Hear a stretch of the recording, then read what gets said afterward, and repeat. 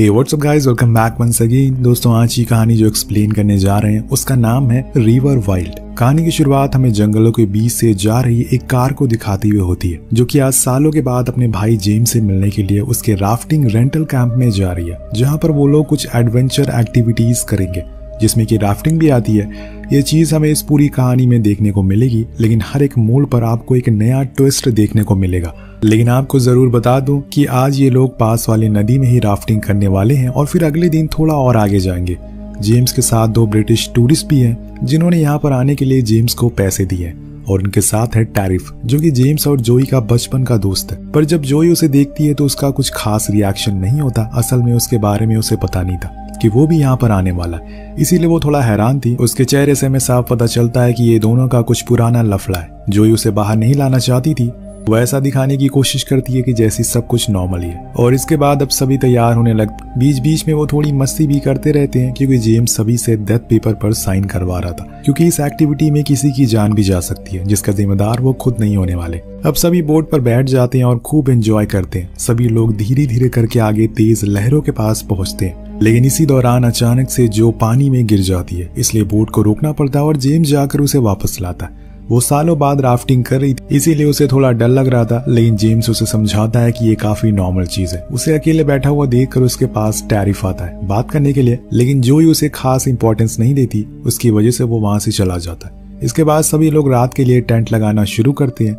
Tent के बाद सभी लोग साथ में बैठते हैं और अपनी अपनी कहानियों के बारे में बताने लगते हैं, जो कुछ भी उन्होंने अभी तक जिंदगी में एक्सपीरियंस किया है। जो बताती है कि वो अभी एक डॉक्टर, उसने बहुत से लोगों से बात की और देखा है जो कि खुश नहीं है। उन्हें बस हमेशा लड़ाई झगड़े में मजा आता है, जो कि मुझे बिल्कुल अच्छा नहीं लगता। मुझे शांति अच्छी लगती है। मेरा एक बॉयफ्रेंड भी था, वो भी डॉक्टर था, लेकिन कुछ सालों पहले हम अलग हो गए। जिसके बाद वेंट और केन भी बताते हैं कि वो कुछ महीने पहले एक जगह पर गए थे राफ्टिंग करने के लिए। वो उनकी जिंदगी का सबसे अच्छा एक्सपीरियंस था, जो कि वो कभी भूलने वाले नहीं है। जिसके बाद जेम्स भी कुछ शेयर करता है, लेकिन टैरिफ कुछ भी नहीं कहता और चुपचाप स्मोक करता रहता है। वो किसी को कुछ बताना ही नहीं चाहता था। ऐसा लग रहा है कि वो बहुत सी चीजें छुपा रहा है। खैर, अब काफी रात हो जाती है और सभी लोग सोने के लिए चले जाते हैं। वेन टॉयलेट के लिए जंगल में जाती है। इधर जोई सोने के लिए ब्लैंकेट खोलती है, लेकिन तभी जंगल से वेंट की चीखने की आवाज आती है। सभी वहां पर भागते हुए जाते हैं। वहां पर उन्हें टैरिफ पहले से ही खड़ा मिलता है, जो कि थोड़ा सा अजीब था। सभी टॉर्च जलाते हैं तो उन्हें पता चलता है कि वेन के सर में फ्रैक्चर हो गया है और बहुत ही ज्यादा खून बह रहा है, क्योंकि पास में ही पड़े हुए पत्थर पर वो गिर गई थी। जोई डॉक्टर है तो वो उसे थोड़ा सहारा देती है और कुछ दवाइयां भी देती है, जिससे उसे थोड़ा दर्द कम हो। उसे कहीं न कहीं टैरिफ पर शक, क्योंकि जब से वो यहाँ पर आई है वो यही खड़ा था, यानी कि उसे वेंट की आवाज सबसे पहले आई होगी। वो टैरिफ को सैटेलाइट फोन को लेने के लिए भेज देती है और फिर वेंट से पूछती है कि असल में यहाँ पर क्या हुआ था। वो बताती है कि वो उसके साथ जबरदस्ती कर रहा था। जब मैंने उसे मना किया तो उसने मुझे धक्का दे दिया।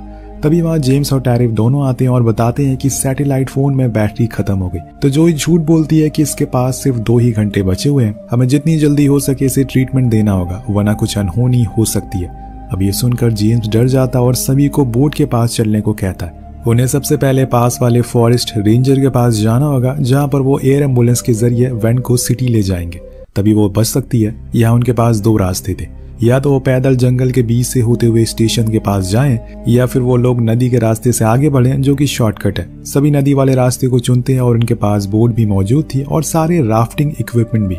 इसीलिए सभी वेंट को बोट पर बैठाते हैं, लेकिन पानी का बहाव तेज है और अंधेरा भी बहुत ज्यादा है, इसीलिए उन्हें ऐसे राफ्ट चलाने में बहुत मुश्किल हो रही है।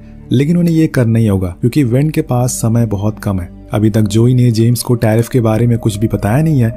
उसे लगता है कि अगर उसने ये सब किया है तो वो उन्हें रोकने के लिए कुछ न कुछ जरूर करेगा, और उसे इस बात की पूरी कंफर्मेशन है। वेल, यहाँ पर हमें एक और चीज पता चलती है कि अभी इस समय पर टैरिफ बेल पर है। उसे चोरी और कई जुर्म के लिए जेल भी जाना पड़ा है, जिसकी सजा अभी तक पूरी नहीं हुई है। और ये बात जब जोई को पता चलती है तो वो उसे और ज्यादा डर जाती है, इसीलिए उसे अभी तक उससे कोई बात नहीं की। अब वो लोग इस अंधेरे में बोट को और आगे लेकर जा रहे थे, लेकिन तभी बीच में पानी का बहाव काफी तेज हो जाता है। जिस बात का डर था वही होता है। बोट असल में पलट जाती है और सभी लोग पानी में गिर जाते हैं, जिसमें कि वेंट मिसिंग थी। एक तो पहले से अंधेरा था, ऊपर से एक और मुसीबत। सभी बहुत परेशान थे, लेकिन जोई को अहम मौके पर वेंट पानी में मिल जाती है। वो फौरन उसे लेकर ऊपर आती है, लेकिन वो बेहोश हो चुकी थी।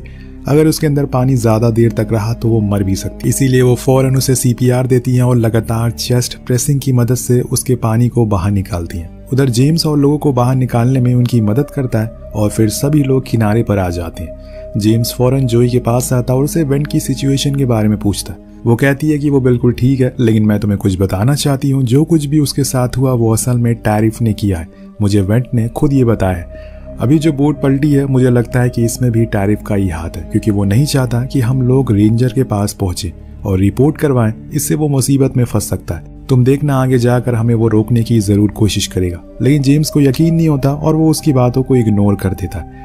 फौरन सभी को बोट पर बैठने को बोलता है, क्योंकि अभी बहुत ही कम समय इनके पास है। सभी फिर से आगे बढ़ते हैं और कुछ ही देर में सूरज भी निकल जाता है।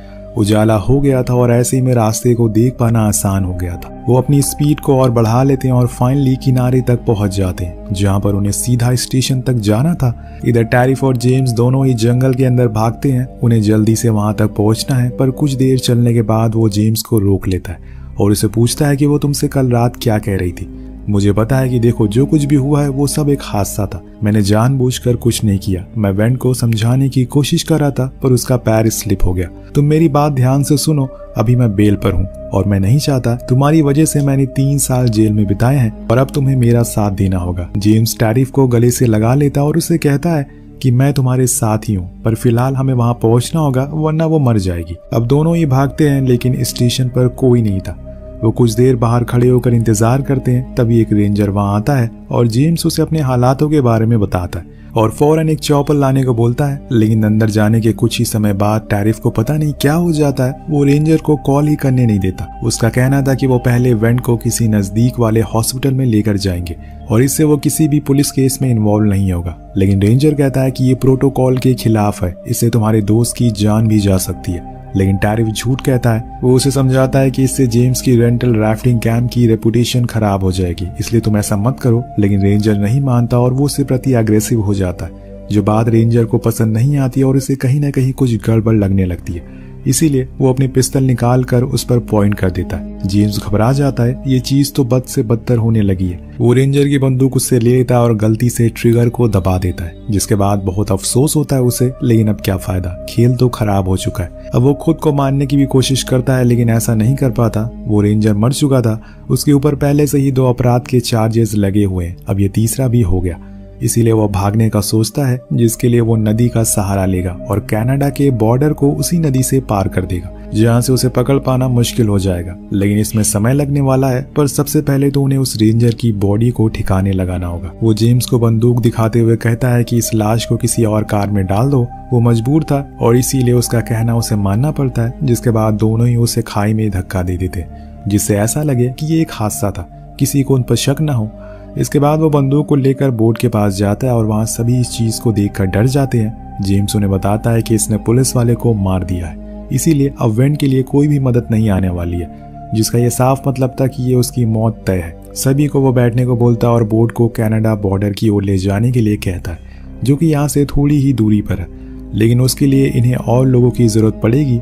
इतने में इतनी दूर एक बारी में पैडल नहीं कर सकते।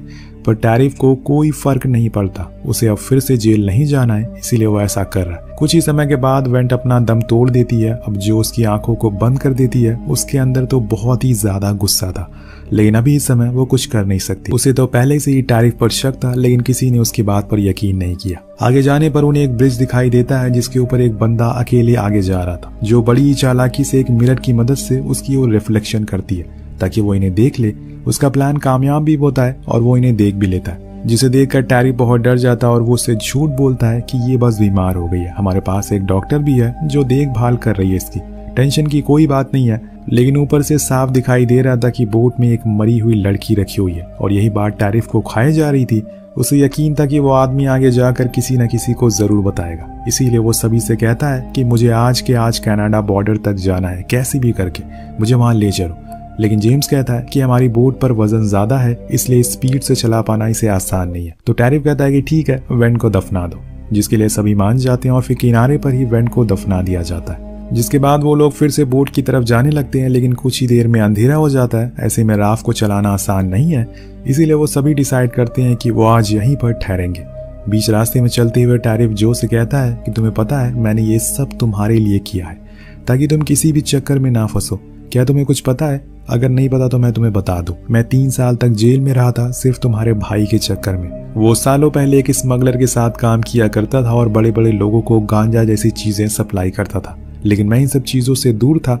पर उसने मुझे पैसों का लालच दिया और मुझे भी इन सब चक्करों में फंसा दिया और उसके सारे गुनाहों को मैंने अपने सर ले लिया और 3 साल जेल में रहा। ये सब सुनकर जोई को तो यकीन ही नहीं होता, उसने इन सब चीज़ों के बारे में कुछ पता ही नहीं होता, पर उसे अभी भी टैरिफ पर गुस्सा आ रहा था क्योंकि उसकी वजह से वेंट की जान गई। अब रात हो जाती है और वो सभी को पेड़ से बांध देता और सोने को कहता है क्योंकि उन्हें कल कैसे भी करके यहाँ से निकलना है और कनाडा जाना है। लेकिन यहाँ जोई के दिमाग में वही बात घूम रही थी जो उसे टैरिफ ने बताई थी, इसीलिए वो अपने भाई से पूछती है तो वो बताता है कि उस समय वो नशे में रहा करता था और ज्यादातर गलत लोगों के साथ उठता बैठता था, उसे कुछ पता नहीं है वो क्या कर रहा है। जोई कहती है कि तुम्हें पता है जब मैं 15 साल की थी तो टैरिफ ने मेरे साथ छेड़छाड़ किया था, उसकी इजाजत तुमने खुद उसे दी थी। जिसके जवाब में जेम्स कहता है कि मुझे इस बारे में कुछ पता नहीं है, उस समय मुझे लगा कि तुम दोनों साथ में हो इसीलिए मैंने कुछ नहीं कहा। अब इतनी देर में वहां पर मैक्स आ जाता है। ये वही बंदा था दोस्तों जो हमें ब्रिज के ऊपर दिखाई दिया था। तो मैंने आपको उसी समय बताया था कि इसे पता चल चुका है कि कुछ गड़बड़ है, इसीलिए इनके पूरे रास्ते पीछा करता रहा। अब वो तो सबसे पहले टैरिफ की बंदूक उसके हाथ से लेने की कोशिश करता है, लेकिन वो असफल हो जाता है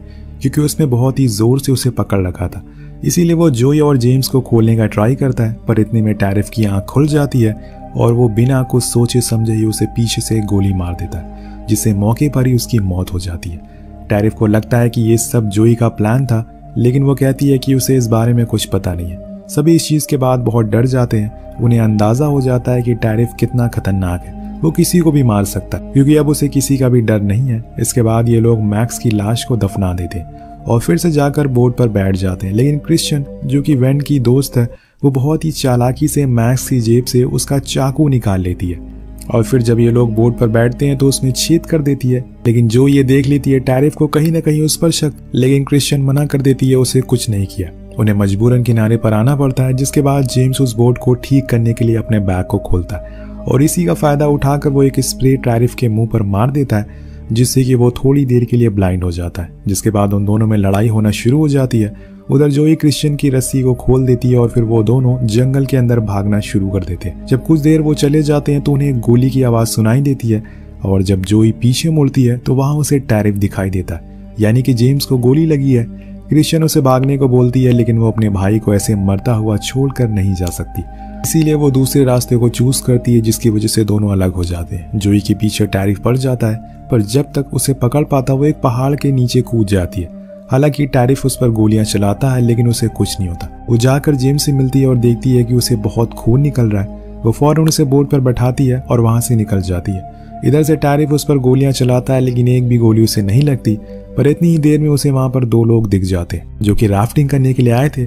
उन्हें उस पर शक होता है, लेकिन वो कुछ समझ पाते कि टैरिफ उन्हें भी गोली मार देता है और उनकी बोट को चुरा कर वहां से भागने लगता है। इधर जोई अपनी जान बचाकर भाग रही थी, लेकिन उसका सामना तेज लहरों से होता है, जिसके लिए वो काबिल नहीं थी और इसीलिए आगे जाकर बोट पलट जाती है और दोनों ही गिर जाते हैं। जेम्स की तो हालत बहुत बेकार थी, इसीलिए जोई फौरन उसे किनारे पर लाती है और उसका खून बहना बंद ही नहीं हो रहा था। वो कुछ कर पाती कि तभी उसे पीछे से कोई चाकू मार देता और ये कोई और नहीं बल्कि टैरिफ था। वो उसको भी मारने के लिए पागल हो गया था, लेकिन जेम्स ऐसा नहीं होने देता।